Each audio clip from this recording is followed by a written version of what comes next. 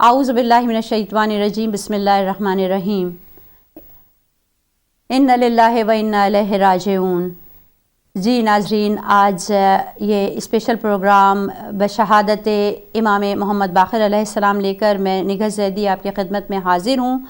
और जैसा कि आप जानते हैं कि हमारा प्रोग्राम बंधन, जब कोई शहादत के अयाम होते हैं तो हम उसको जो है वो पोस्टपोन कर देते हैं। और आज इस शहादत के गम के अयाम की मुनासबत से प्रोग्राम लेकर आपकी खिदमत में मैं हाज़िर हुई हूँ। और सबसे पहले पुरसव ताज़ियत पेश करते हैं हम 14 मासूमीन बिलखुसूस इमाम ज़माना अलैहिस्सलाम की खिदमत में।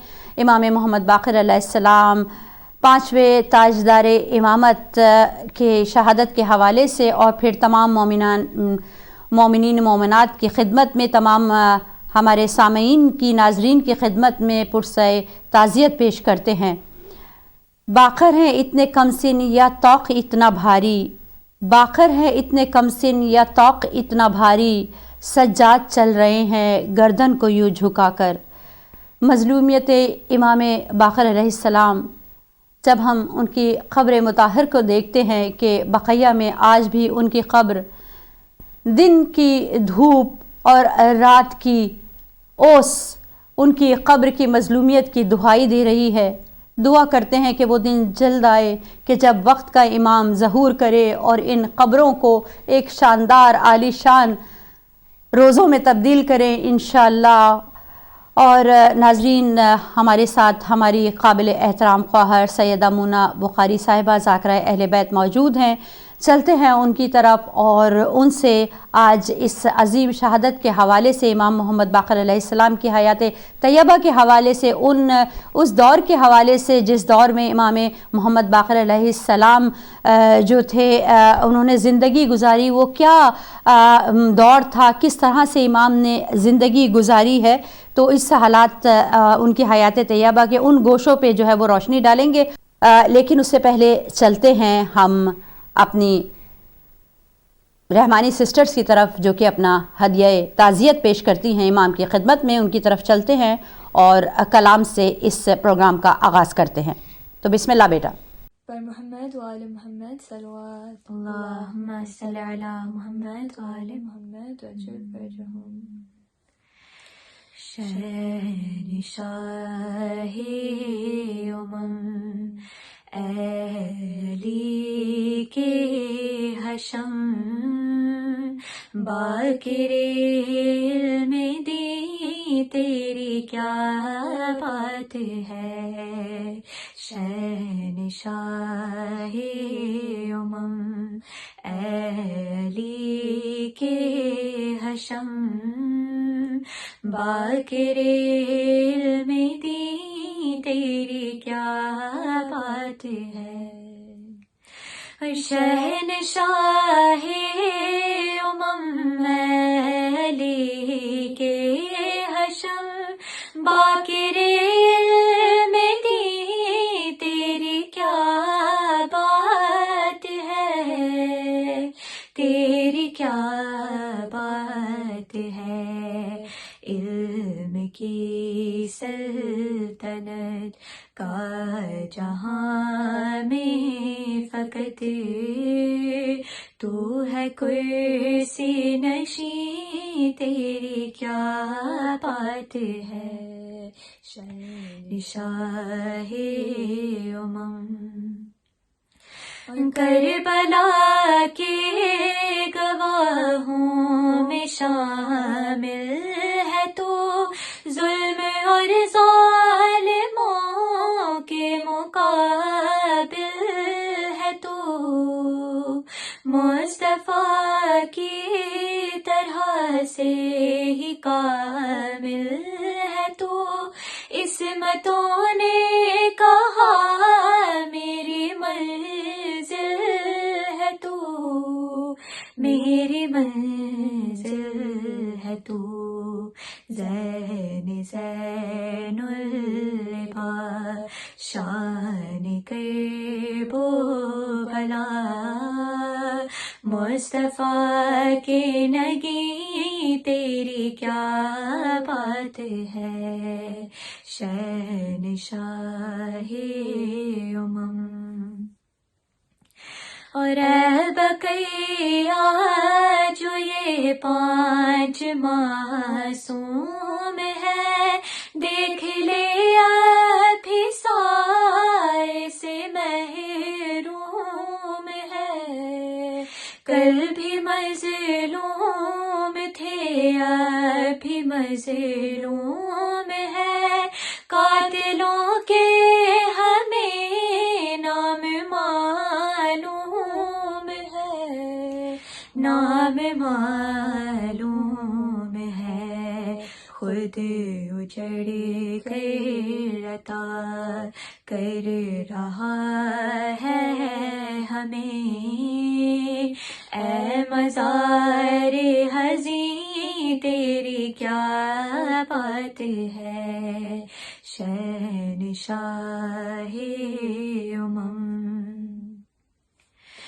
کہ 5واں ہے محمد دل فاطمہ، حیدر علم کا 7واں یہ دیا، ہر قدم جس نے قائم کیا مدرسہ، جس سے سارا مدینہ ہی روشن ہوا، ہی روشن ہوا، ابن جعفر تیرے کتنے شاگرد ہیں، حکمتوں کی زمین تیری کیا بات ہے شہنشاہی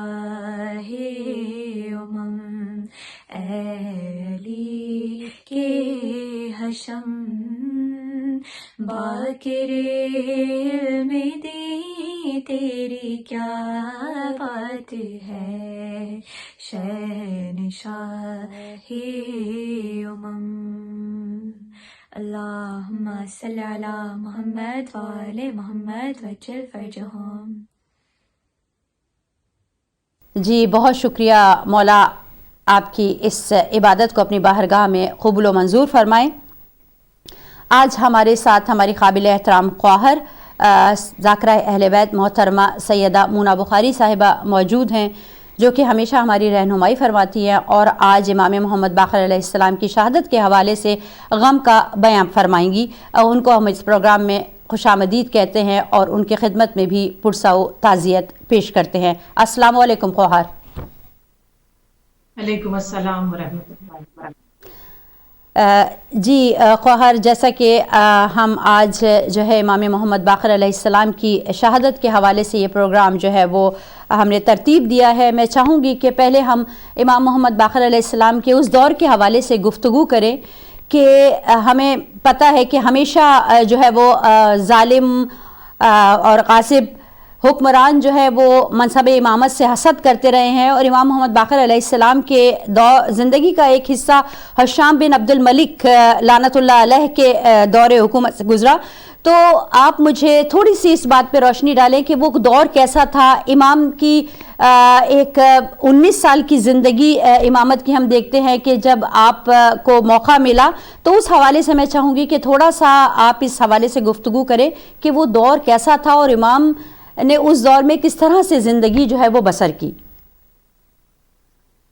اعوذ باللہ من الشیطان الرجیم، بسم اللہ الرحمن الرحیم، الحمد للہ رب العالمین، الصلاۃ والسلام علی اشرف الانبیاء والمرسلین وآلہ الطیبین الطاہرین المعصومین، بسم اللہ الرحمن الرحیم، قال رسول اللہ صلی اللہ علیہ وآلہ وسلم، اولنا محمد واوسطنا محمد وآخرنا محمد وکلنا محمد۔ بہت شکر گزار ہوں نگہت زیدی صاحبہ آپ کی۔ آج 7 ذی الحجہ روز شہادت باقر العلوم حضرت امام محمد باقر علیہ السلام ہے، اور دن کی مناسبت کے حوالے سے آپ نے یہ پروگرام سجایا۔ تعزیت پیش کرتی ہوں اپنے وقت کے امام کو اور اپنے تمام سامعین کو، اور آپ کا شکریہ ادا کرتی ہوں کہ آپ نے موقع دیا آج کے دن کے حوالے سے کچھ کہنے کا۔ دیکھیے جیسا کہ آپ نے فرمایا واقعاً بہت ہی عجیب و غریب دور تھا، اس لیے کہ امام محمد باقر محض 37 برس کے تھے جب آپ کے بابا امام زین العابدین علیہ الصلوۃ والسلام کی شہادت ہوئی. اور آپ کو پتہ ہے کہ واقع کربلا کے بعد بنا بر روایت 35 برس اور بنا بر روایت 40 برس تک امام زین العابدین علیہ الصلوۃ والسلام حیات رہے، اور مدینہ منورہ میں مولا کی جو زندگی تھی اسی سے ہمیں امام محمد باقر علیہ الصلوۃ والسلام کے حالات بھی سمجھ آتے ہیں کہ کربلا کے واقعے کے بعد مولا مسلسل احتجاج کرتے رہے. آپ کا گریہ احتجاج تھا تاکہ لوگوں کو پتہ تو چلے کہ کیا سانحہ منعقد ہوا ہے کربلا میں، کیا کچھ ہو گیا، کتنا ظلم ہوا ہے. اور بہرحال جب مولا کی شہادت ہوئی تو اس وقت امام جو ہے وہ 37 برس کے ہیں، اور مدینے میں ہی امام زین العابدین علیہ الصلوۃ والسلام نے ایک مدرسہ قائم کیا. جس مدرسے کے متعلق ہم سنتے ہیں کہ چھٹے امام جعفر صادق علیہ الصلوۃ والسلام نے اس کو چلایا، اور 4000 سے زیادہ طلبہ تھے، 300 سے زیادہ سبجیکٹس تھے، پڑھانے والے صرف چھٹے امام تھے. تو اس کا آغاز دراصل مدینہ منورہ میں آپ کے دادا امام سجاد علیہ السلام نے کر دیا. اور مدینے میں مولا پڑھاتے تھے اور دن میں پڑھایا کرتے تھے، لوگوں کے سوالوں کے جواب دیتے تھے، علوم بانٹتے تھے. اور مولا کا ایک باقاعدہ دسترخوان تھا جو 24 گھنٹے چلتا رہتا تھا، جس پہ کوئی بھی امیر، فقیر، مسافر کوئی بھی آ کے کبھی بھی کھانا کھا سکتا تھا. اور رات کو مولا مدینے میں فقراء اور یتیموں میں رزق تقسیم کرنے کے لیے نکلا کرتے تھے. یہاں تک کہ مولا کے ایک رشتہ دار تھا جو جہاں بھی موقع ملتا تھا امام سجاد کی غیبتیں کرتا تھا کہ میں پریشان ہوں، کیوں نہیں امام سجاد آ کے میری مدد کرتے، کیوں نہیں میرا حال پوچھتے. جہاں 4 لوگ دیکھتا تھا وہاں پہ باتیں کرتا تھا، جبکہ رشتہ دار تھا. تو جب مولا کی شہادت ہوئی تو کافی دنوں تک مولا جب نظر نہ آئے تو امام محمد باقر علیہ السلام سے اس نے پوچھا کہ کیا بات ہے، تمہارے بابا نظر نہیں آتے، احترام نہیں کرتا تھا. تو کہا کہ ان کا تو شہادت ہو گئی. کہا کہ آپ حجت خدا ہیں، آپ بتائیے کہ ایک شخص رات کو میرے گھر اکثر ہی اناج کی بوری رکھ کے جاتا تھا، وہ آنا بند ہو گیا ہے کئی دنوں سے، سمجھ نہیں آ رہا وہ کیوں نہیں آ رہا. تو کیا آپ بتا سکتے ہیں اپنی امامت کے زور سے کہ وہ شخص کیوں نہیں آ رہا؟ کہا وہی تو میرے بابا تھے جو رات کو چھپ کے رزق تقسیم کرتے تھے. تو یہ بہت شرمندہ ہوا کہ میں تو ساری زندگی ان کی غیبتیں کرتا رہا، ان کی برائیاں کرتا رہا. تو بہرحال یہی وہ لیگیسی تھی جو ائمہ طاہرین میں تھی، رسول خدا صلی اللہ علیہ وسلم سے چلی تھی، جناب امیر میں، اور یہاں تک کہ جناب سیدہ کے در سے بھی سب جانتے ہیں کوئی خالی نہیں گیا. بی بی کے خود کے کھانے کو کچھ نہیں ہوتا تھا، پھر بھی لوگ ہمیشہ اشارہ کر کے در سیدہ پہ کہتے تھے کہ یہ وہ در ہے جہاں سے کبھی کوئی خالی نہیں جاتا. تو اگر کچھ نہیں ہوتا تو جناب سیدہ کی چادر رہن رکھنے کے لیے جاتی تھی.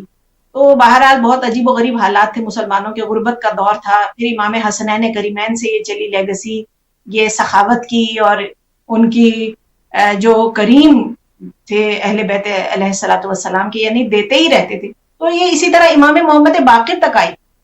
اور امام محمد باقر علیہ الصلوۃ والسلام کے والد کو زہر دینے والا تو ولید تھا، لیکن جب مولا کا دور شروع ہوا یہ 19 سالہ آپ کی امامت کا، تو لوگ دیکھ رہے تھے کہ کس طرح امام محمد باقر علیہ الصلوۃ والسلام بھی معجزے دکھا رہے ہیں، کرامات دکھا رہے ہیں.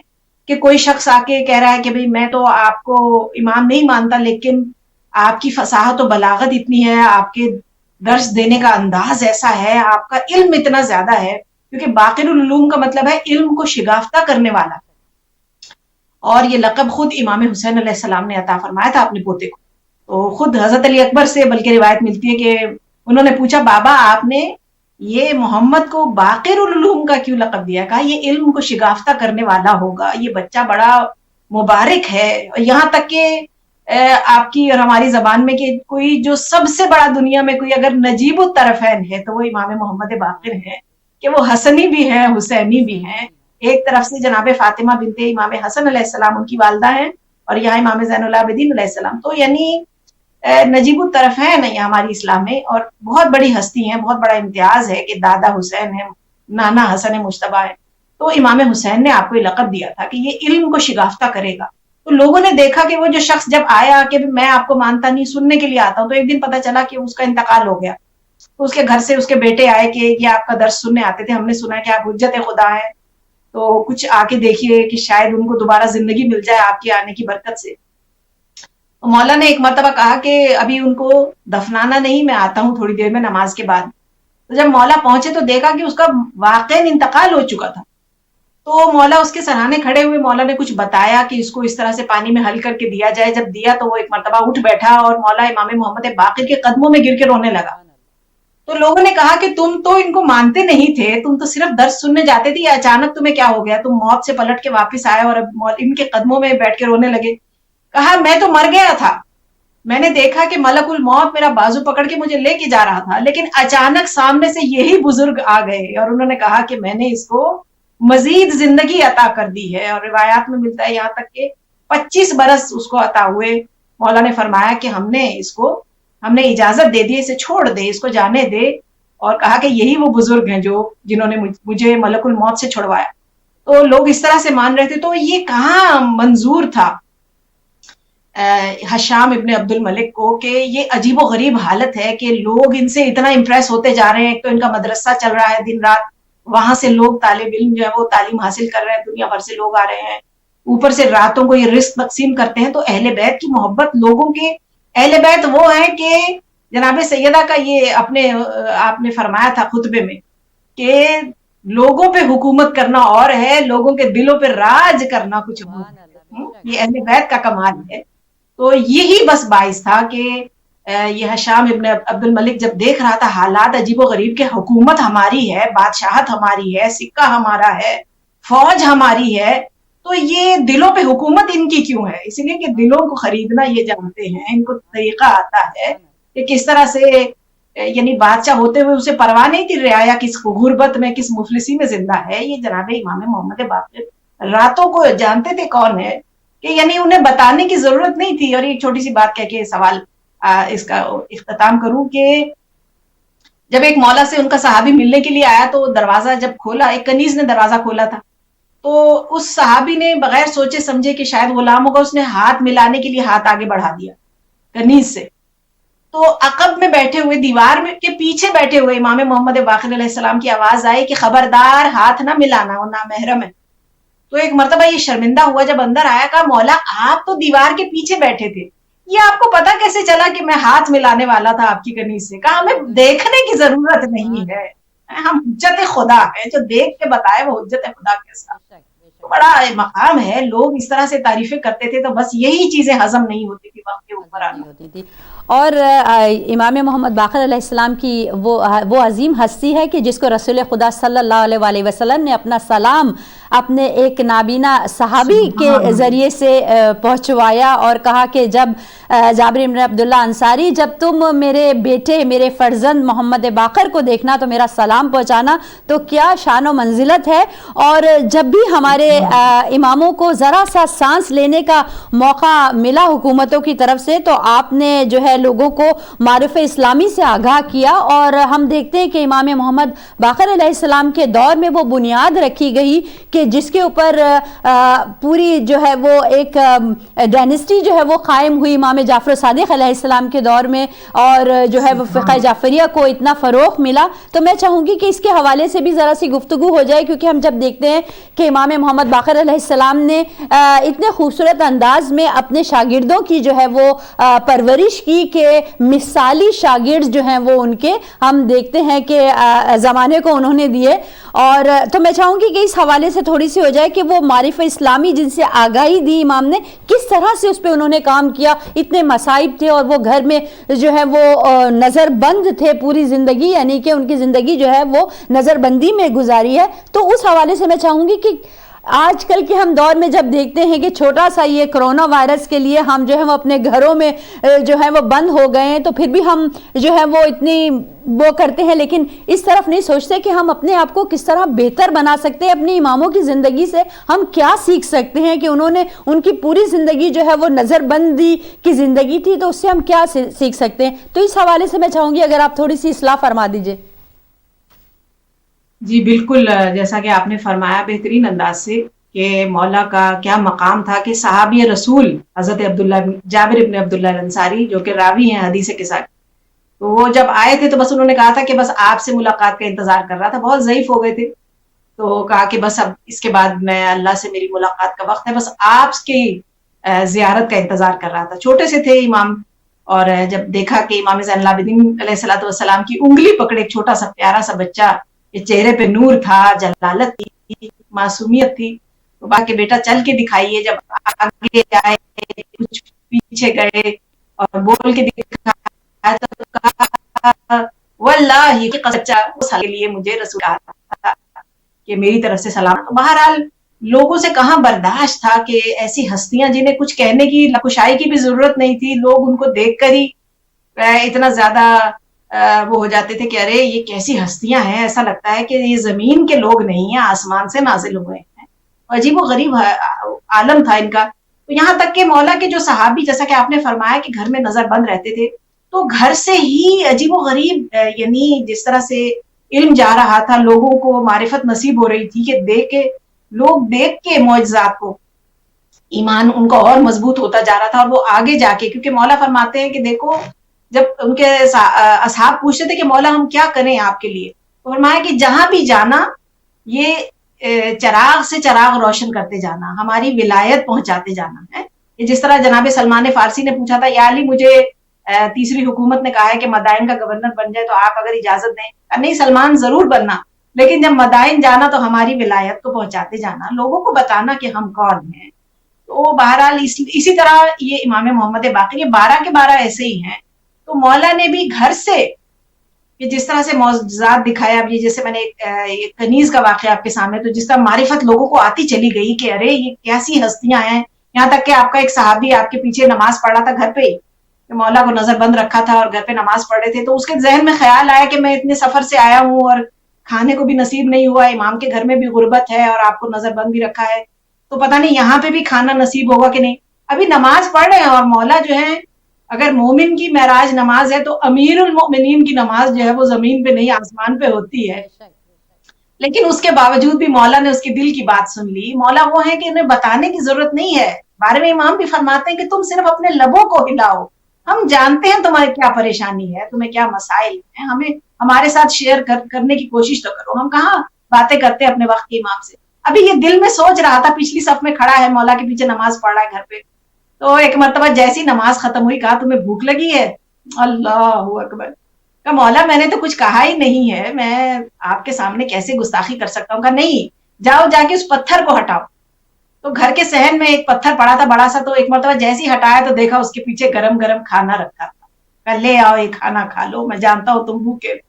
اللہ اکبر, یہ دلوں کے حال جاننا کوئی حجت خدا سے سیکھے. اور بہرحال ایک اور بھی چھوٹا سا واقعہ کہ لیث ابن سعد نامی ایک صحابی ہیں, تو انہوں نے دیکھا کہ ایک مرتبہ وہ کوہ قبیس کی چوٹی پہ بیٹھے تھے, دیکھا کہ ایک جوان ہے جو آسمان کو دیکھ کر آواز دے رہا ہے کہ بار الہ مجھے انگور چاہیے, مجھے انگور عطا کر دے. تو کہا کہ میں نے دیکھا کہ عجیب و غریب جوان ہے, اس کے لیے ایک بادل چلا اور بادل پہ ایک شاخ تھی, انگور کی بیل تھی. اس جوان نے اپنا ہاتھ آگے بڑھایا اور اس انگور کی بیل سے انگور توڑ لیے اور کھا لیے, اور پھر آواز دی بار الہ مجھے احرام کی چادریں عطا کر دے. تو ایک مرتبہ آسمان سے اس جوان کے لیے احرام کی چادریں نازل ہو گئیں, اور کچھ دیر بعد میں نے دیکھا کہ حرم کعبۃ اللہ میں اسی جوان کو ان 2 چادروں کے ساتھ میں نے طواف کرتے پایا.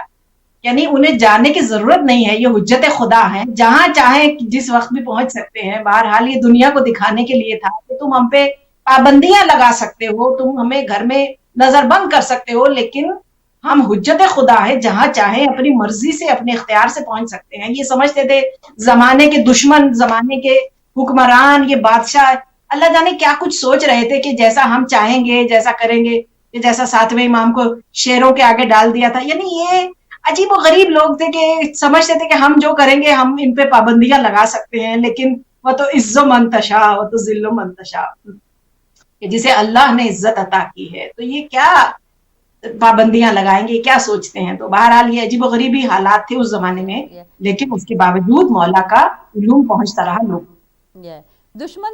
دوست دشمنوں نے جو ہے ہمارے اماموں کے قصیدے جو ہیں وہ گائے ہیں, تو کیا قدر و منزلت تھی, بہت ہی خوبصورت آپ نے بیان فرمایا.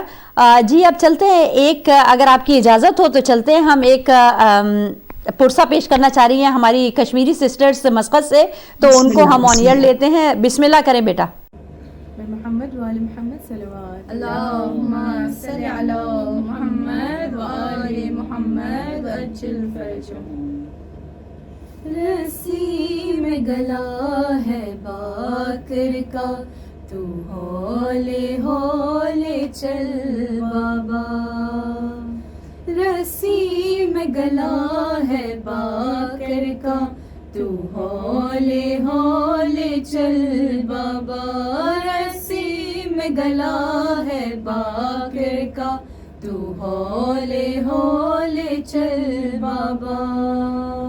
مشکل ہے سفر مر جاؤں گا، مشکل ہے سفر مر جاؤں گا تو ہولے ہولے چل بابا. رسی میں گلا ہے باکر کا تو ہولے ہولے چل بابا. رسی میں گلا ہے باکر کا تو ہولے ہولے چل بابا. پڑھنی ہے نماز مظلومی بابا تو امامت کرتا جا. خود دھوپ بھی ہم پہ روتی ہے، جلتا ہے مصلی ریتی کا. میں شکر کا سجدہ کر لوں ادا، میں شکر کا سجدہ کر لوں ادا تو ہولے ہولے چل بابا.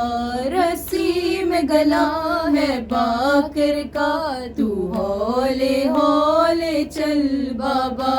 رسی میں گلا ہے باکر کا تو ہولے ہولے چل بابا. کلثوم سکینہ زینب ہے اور ساتھ رقیہ بی بی ہے. اس ایک رسن میں اے بابا ہر عمر کی زہرا قیدی ہے. گرتی ہے میری اماں فضا، گرتی ہے میری اماں فضا تو ہولے ہولے چل بابا. رسی میں گلا ہے باکر کا تو ہولے ہولے چل بابا. رسی میں گلا ہے باکر کا تو ہولے ہولے چل بابا. اب دھوپ میں اتنی شدت ہے، جلتے ہیں اسیری کے زیور. پانی تو نہیں ہے آنسو ہے، میں ان پہ چھڑک دوں گا آ کر. آرام تجھے مل جائے گا، آرام تجھے مل جائے گا تو ہولے ہولے چل بابا. رسی میں گلا ہے باکر کا تو ہولے ہولے چل بابا. رسی میں گلا ہے باکر کا تو ہولے ہولے چل بابا.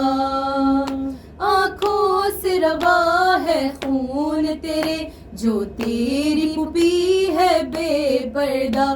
میری بھی پھوپھی ہے بے چادر، وہ نام سکینہ ہے جس کا. کھچتا ہے رسن سے اس کا گلا، کھچتا ہے رسن سے اس کا گلا تو ہولے ہولے چل بابا.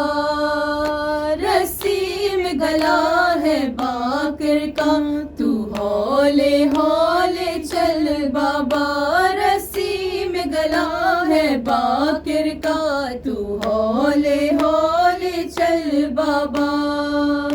اسلام بچانے کی خاطر نکلی ہے شرافت بے چادر.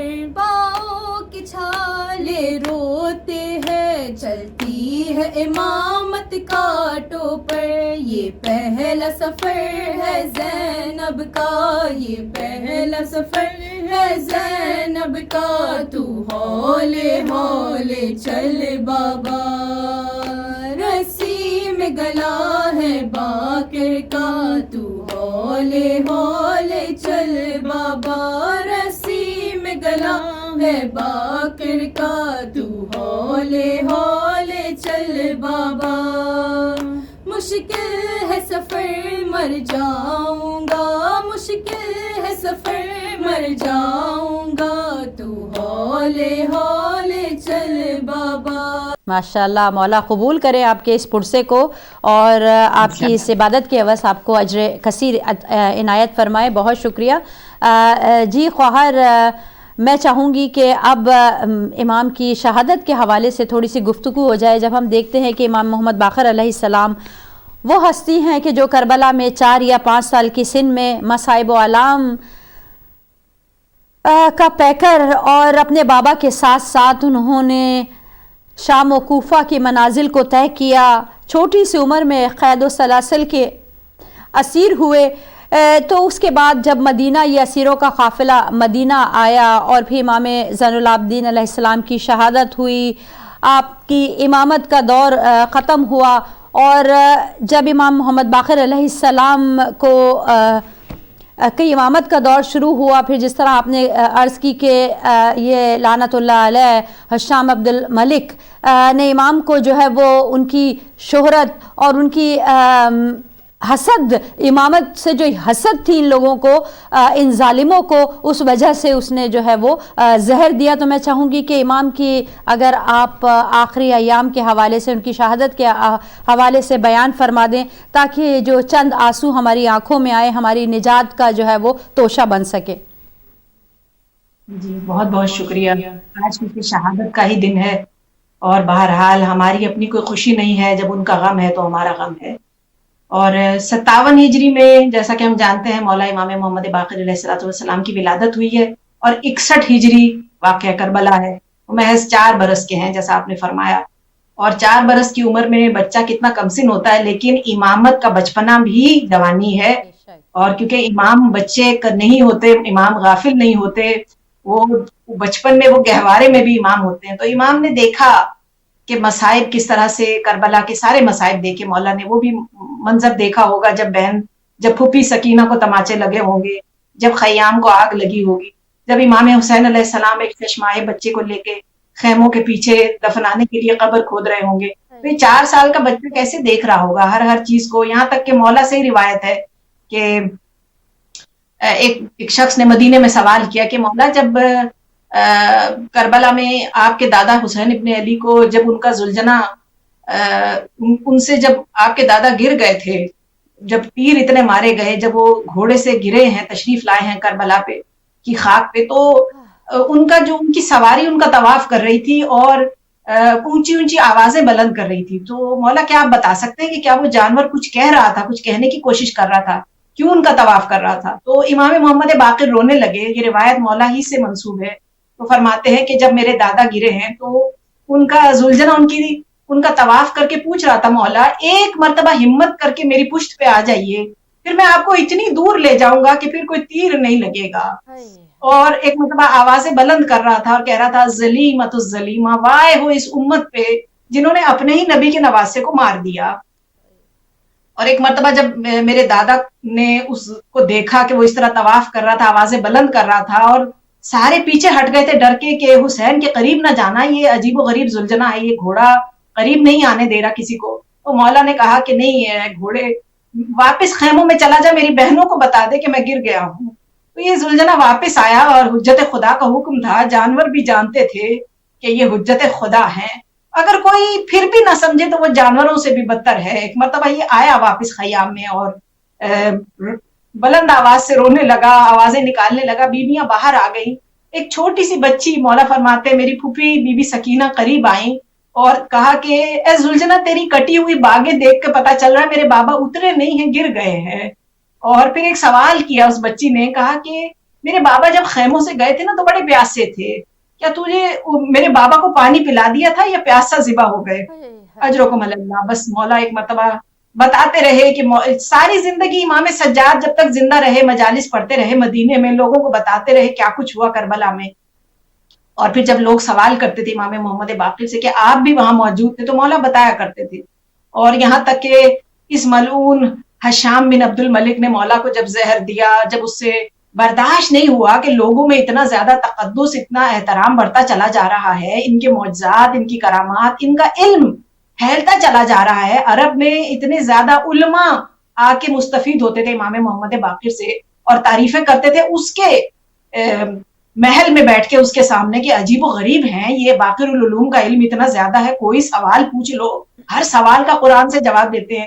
تو لوگ بہت متاثر ہو گئے تھے، بہت فیسینیٹڈ تھے. تو یہ ایک مرتبہ اس نے پھر بھیجا زہر کہ جب حسد کی انتہا نہ رہے تو انسان چاہتا ہے کہ پھر وہ انسان ختم ہو جائے. تو حجت خدا کو زہر ملا، آخری لحظات تھے. ایک مرتبہ مولا کا سر اپنے بیٹے امام جعفر صادق علیہ الصلوۃ والسلام کے زانو پہ تھا اور وصیت کر رہے تھے کہ مجھے میرے بابا امام زین العابدین کے پہلو میں دفنا دینا بیٹا جعفر، اور میں پیسے چھوڑے جا رہا ہوں، اور میرے جانے کے بعد 7 سال تک مینا میں میرے بابا کی مجلس کرانا، جہاں سب سے زیادہ مینا میں لوگوں کا رش ہوتا ہے نا، اس وقت میرے بابا کے مصائب ہونے چاہیے. میں پیسے چھوڑے جا رہا ہوں، ذاکر سے کہنا خوب مصائب پڑے. اور اس طرح سے، لیکن جب مصائب شروع ہونا سب سے پہلے میری پھوپھیوں کا تذکرہ کرنا کہ ظالموں نے کیسے نیزوں سے میری پھوپھیوں کے سر سے ردائیں چھینی تھیں، اور اس لہجے کا بھی تذکرہ کرنا کہ کس طرح میرے بابا ذوالجناح سے زمین پر آئے تھے. اور یہ کہ ایک جملہ کہہ کے بس میں آپ سے اجازت لوں کہ مولا ایک جملہ کہہ کے بہت زیادہ گریا کرتے تھے. تو لوگ پوچھتے تھے کہ آپ اچانک یہ مصائب بیان کرتے کرتے بہت زیادہ رونے کیوں لگتے ہیں؟ کہ مجھے وہ وقت یاد آتا ہے جب ہم دربار یزید میں کھڑے تھے اور یزید ملعون نے ہمیں اس مقام پہ بٹھا رکھا تھا جہاں غلاموں کو بیچنے کے لیے بٹھایا جاتا ہے. میرے بابا اور میں اس مقام پہ زنجیروں کے ساتھ بیٹھے تھے، لوگ ہمیں دیکھے آوازیں کس رہے تھے اور ہم اس مقام پہ بیٹھے تھے. اللہ اکبر! کبھی آل رسول کو ایسی جگہ پہ کوئی نہ بٹھاتا. وہ ایک مرتبہ مولا کو جب یہ وصیتیں کر رہے تھے، مولا کا دم نکلا امام صادق کے پہلو پہ. ہر باپ کی حسرت ہوتی ہے نا، میں جب مروں تو میرا سر میرے بیٹے کے زانوں پہ ہو. کاش امام حسین علیہ السلام کو بھی یہ نصیب ہوتا. بس ایک مرتبہ امام صادق علیہ السلام نے اپنے بابا کو اپنے دادا کے پہلو میں لٹایا، بڑی تعظیم سے جنازہ اٹھا، مدینے والے آئے. ایک مرتبہ جب اتار رہے تھے تو میرا دل کہتا ہے مولا کے لب ہلے ہوں گے، آواز آ رہی ہوگی، بیٹا صادق آل محمد میرے جنازے کو اتنی تعظیم سے نہ اتارو. میرے دادا کا جنازہ گھوڑوں کی زد میں تھا، گھوڑے دوڑ رہے تھے، میرے بابا میرے دادا کا لاشا پامال ہو رہا تھا. اجرکم اللہ مولا، کس طرح سے آپ کو آج بھی، جیسا کہ آپ کے الفاظ ہیں نگہت باجی، آج بھی جنت البقیع میں یہ 4 ٹوٹی قبریں ہیں. جناب سیدہ کے متعلق تو ہمیں پورا پتہ نہیں ہے کہ بی بی کی اصل قبر کہاں ہے، وہ تو 12ویں امام آ کے بتائیں گے، لیکن 4 اماموں کی قبریں تو وہیں پہ موجود ہیں، جو جنہیں قبر کہنا ہی عجیب و غریب ہے کہ کسی غریب کی قبر بھی ایسی نہیں ہوتی. چند پتھروں کو اکٹھا کر کے قبروں کا نام دے دیا گیا ہے. یہ مظلومیت آل محمد ہے، اور امام محمد باقر ان میں سے ایک ہیں کہ نہ دن میں سایہ ہے، رات کو صرف چاند کی روشنی ہے، وہاں پہ چراغ جلانے کی بھی اجازت نہیں ہے. اللہ لعنت کرے اہل بیت کے دشمنوں پہ اور قیامت تک آنے والے ان لوگوں پہ جو آج تک، اس زمانے میں لوگ جنت البقیع پہ حملے کرتے رہے، ائمہ کو شہید کرتے رہے، آج بھی روزوں پہ حملے کر کر کے بتاتے ہیں کہ ہمیں آج بھی نفرت ہے. پروردگارہ کتنے ظالم ہیں یہ لوگ، محمد اور آل محمد کے کس طرح پیچھے پڑے ہیں کہ آج بھی ان پہ ظلم کر رہے ہیں. بس لعنت اللہ علی القوم الظالمین وسيعلم الذين ظلموا أي منقلب ينقلبون إنا لله وإنا إليه راجعون. بہت ہی افسوس کہ قدر نہ کی اماموں کی، وہ امام جو کہ وہ ہستیاں جو کہ خداوند تعالیٰ نے اپنی نشانی کے طور پر اس دنیا میں مبعوث کیں. خداوند تعالیٰ نے کہا کہ میں پوشیدہ خزانہ تھا، میں نے چاہا کہ میں ظاہر ہوں تو میں نے ان ہستیوں کو جو ہے وہ پیدا کیا، لیکن افسوس، صد افسوس کہ ہم نے قدر نہ کی ان ہستیوں کی. تو میں بہت ہی مشکور و ممنون ہوں اپنی خواہر کی، بہت ہی درد بھرے انداز سے آپ نے جو ہے وہ شہادت کا بیان فرمایا. مولا آپ کی توفیقات خیر میں اضافہ فرمائے، مولا آپ کی اس عبادت کو اپنی بارگاہ میں قبول و منظور فرمائے اور آپ کی توفیقات خیر میں اضافہ فرمائے. بہت شکریہ. دفن کر کے جو بقیے سے چلے اہل عزا، دفن کر کے جو بقیے سے چلے اہل عزا، مرقد حضرت باقر سے اٹھا شور و بکا، روئے یہ کہہ کر گلے مل کے شہے کرب و بلا، میرے اصغر کے بھتیجے تیری گردن کے فدا، اثر ظلم گلے سے یہ آیا ہے اب تک، رسنے ظلم سے چھینے کے نشاں ہیں اب تک۔ ہائے مورے مولا، کتنا ظلم اور کتنی مظلومیت کہ آج بھی ان کی قبر، جیسا کہ ہماری خواہر نے کہا ہے کہ تاریک ہے، نہ دن کی دھوپ سے امان ہے اور نہ ہی شام کی اوس سے محفوظ ہے۔ تو اللہ تعالیٰ سے یہی دعا ہے کہ اللہ تعالیٰ وہ دن لائے کہ جب یوسف زہرا کا ظہور ہو اور وہ ان قبروں کو تعمیر کروائیں، عالی شان روزے یہاں پر ان کی مرقدیں عالی شان انداز سے تعمیر ہوں انشاءاللہ۔ اور اب چلتے ہیں، اپنا نذرانہ عقیدت پیش کریں گی ہماری نقوی سسٹرز برمنگھم سے امام کی بارگاہ میں۔ تو میں چاہوں گی کہ ہماری بیٹیاں جو ہے وہ بسم اللہ کریں۔ باواز بلندتر صلوات، اللہم صلی علی محمد وآل محمد وعجل فرجہم۔ کر مدد میری باقی بیٹا، ہم شیر کی قبر بناؤں میں، کر مدد میری باقر بیٹا، ہم شیر کی قبر بناؤں میں، زنجیریں اٹھاؤ تم میری، زنجیریں اٹھاؤ تم میری، اور اس کی لاش اٹھاؤں میں، کر مدد میری باقر بیٹا، ہم شیر کی قبر بناؤں میں۔ دادا نے بڑی مظلومی میں تھا دادے کو دفنایا، لیکن وہ مدینہ تھا باقی، اور یہ ہے دیس پرایا، اس 4 برس کی زہرا کو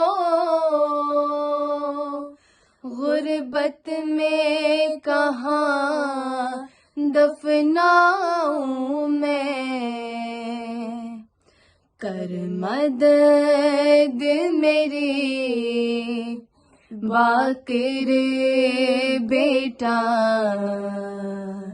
ہم شیر کی قبر بناؤں میں، جب تم کو رہائی مل جائے، پھوپھیوں کو وطن پہنچانا، رہ لیں گے یہی ہم بھائی بہن، تم قافلہ گھر لے جانا، دفناتے ہوئے اس بچی کو زندہ میں اگر مر جاؤں میں، کر مدد میری باقر بیٹا ہم شیر کی قبر بناؤں میں، دونوں کو جدا میں کیسے کروں، ہمت ہی نہیں یہ میری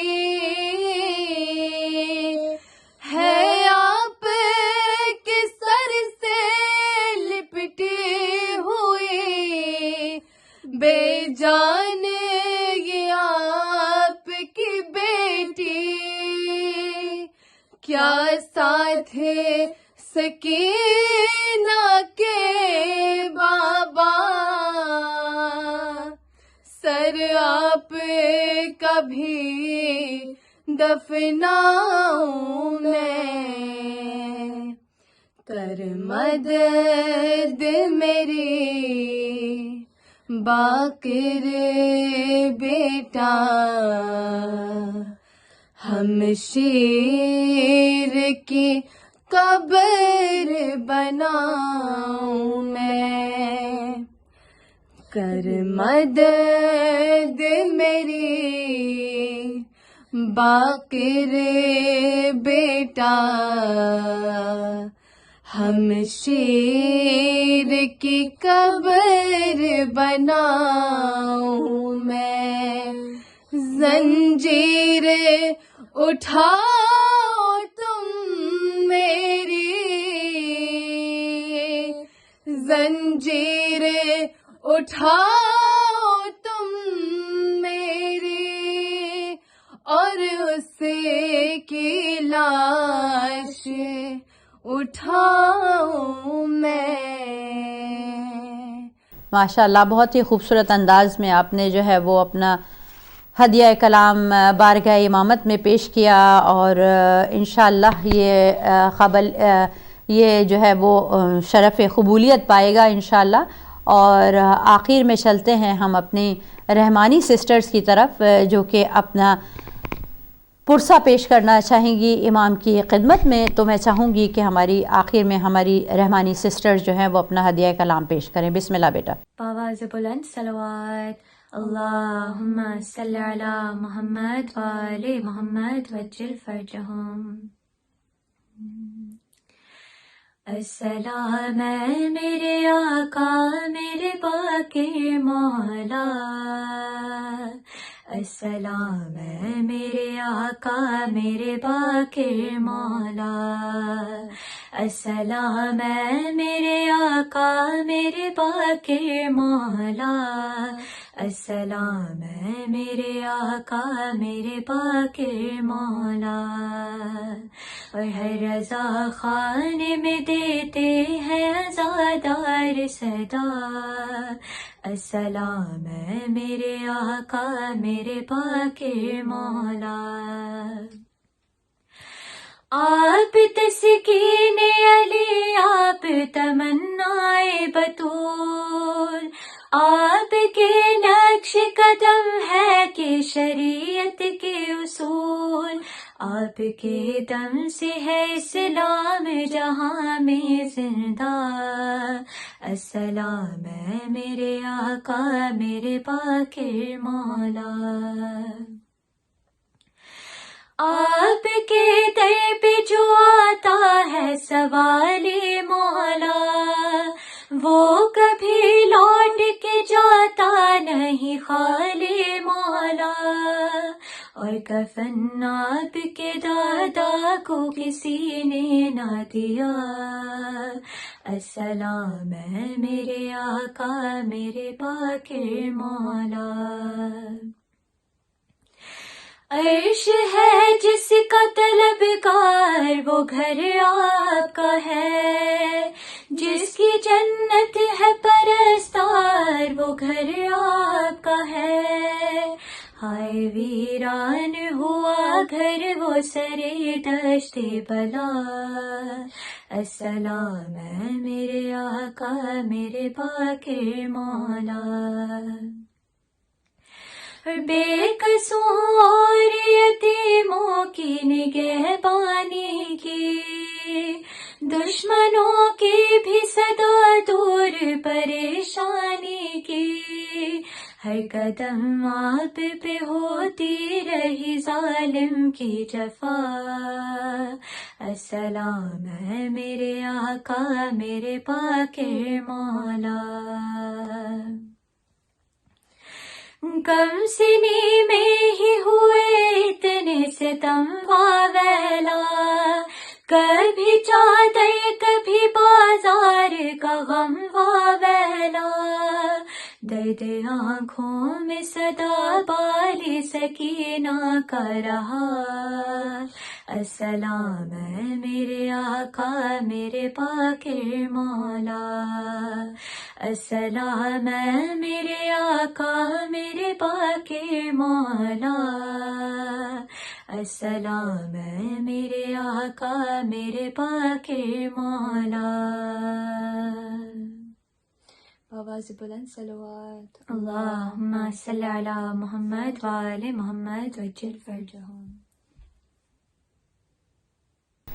जी नाज़रीन, और इसी के साथ हमारे प्रोग्राम का वक्त ख़त्म हुआ चाहता है। दुआ करते हैं खुदा मुताल से कि ए खुदा तू हमारे दिलों के हाल को हमसे बेहतर जानता है, तू खूब वाकिफ़ है, खूब जानता है हमारे दिलों के हाल को। हमारी परेशानियों को दूर फरमा, हमारी मुश्किलों को दूर फरमा, हमें अपनी मोहब्बत का ग़ुलाम बना दे, हमें उन हस्तियों की मोहब्बत का ग़ुलाम बना दे जो कि जिनके लिए तूने ये अर्ज़ व समा खल्क़ किया।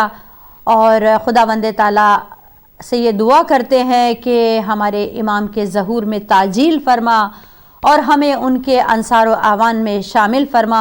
इलाही आमीन। और इंशाअल्लाह अगले हफ्ते फिर हम अपना प्रोग्राम जो है नॉर्मल प्रोग्राम रिज्यूम करेंगे। जब तक के लिए मैं इजाज़त चाहती हूँ। वस्सलामु अलैकुम वरहमतुल्लाहि